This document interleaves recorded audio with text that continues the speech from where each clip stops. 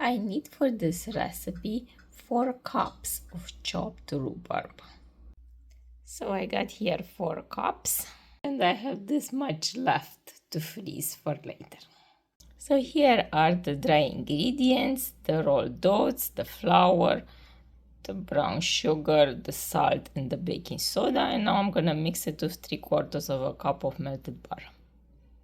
So the butter is in and now I'm gonna mix it, and then I will press half of the mixture on the 9x13 dish after I grease it, and half would be for the topping. So that's how it looks like. The crust is in, makes for a pretty thin crust, which is nice, and that's left for the topping.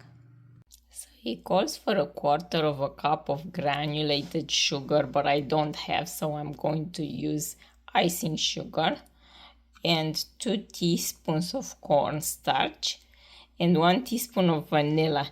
Remember the vanilla extract that I made myself? Now it's time to use it. Smells really nice, and it turned out exactly how they said. It's got the vanilla beans in there. Much better for you than the synthetic one. So that's how it looks like. And this turns out to be a good recipe. It's the easiest recipe I ever seen. We just have to pour that on top of this and then add the crumbly topping on top and bake it for 35 to 40 minutes. So that's how it looks like right now. And now I just have to put the crumble on top, and it's easy for the midweek dessert. Love it.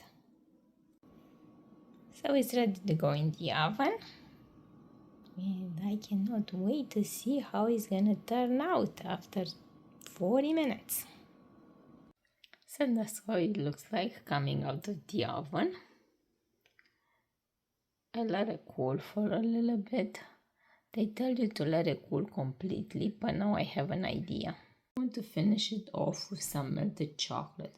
So I'm just gonna drizzle it on top because I think it's gonna give it a nice finish. So now I'm just going to drizzle some melted chocolate.